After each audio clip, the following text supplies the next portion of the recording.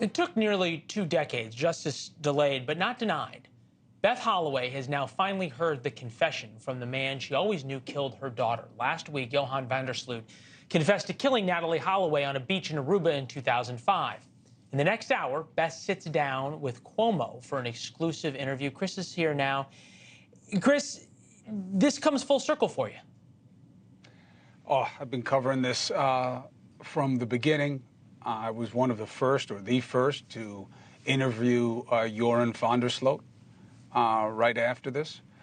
I've been in touch with Natalee's family for so many years. I'm going to show an excerpt tonight when I looked like you back in 2007, talking to Beth Holloway and her dreams at that time of someday knowing the truth and how haunted she was then, 16 years ago.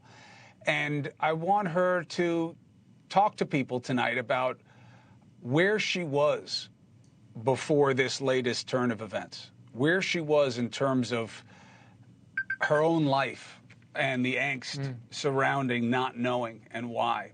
So this is full circle for that family, and I want her to tell people what it meant and why she believes she now knows the truth. Because I got to tell you, the story that he's telling is not easy to accept.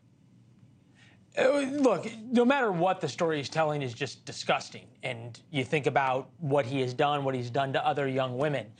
You covered this from the very beginning. How is it that it's not just Natalee Holloway that he killed? How is it that this guy effectively, and thankfully he's going to be in jail in Peru for the next 20 plus years, but for a while he basically got away with it, even though I think you probably knew from the moment you interviewed him what the truth was? Well, it's complicated. One, we weren't prosecuting him.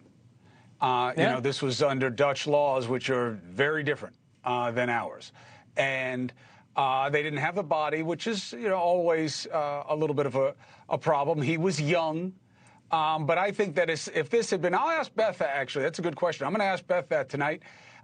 If it would have gone differently if she were in America, I can guarantee you the answer legally is yes, it would have been different. But because he kept lying and changing his story, and people around him wouldn't corroborate what he was saying, and that would be enough to trigger probable cause here.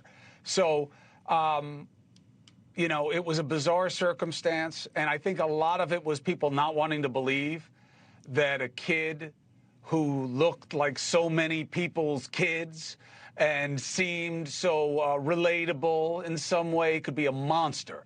But that's exactly what this kid was when I interviewed him back then.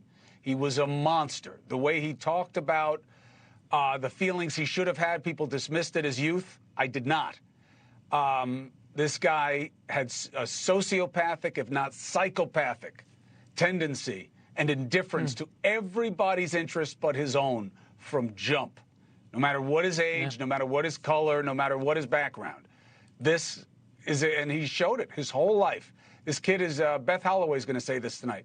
He's about 4 things: food, violence, sex, and his own fulfillment. Well, I'm glad you're doing this because it's a story that we all covered, we all knew about, and it proves justice will be done if people stay on it, as Beth Holloway has for so many years, and you have as a reporter. We'll see you at the top of the hour, Chris. Thank you. Thanks for watching. Go to newsnationnow.com to find News Nation on your television provider.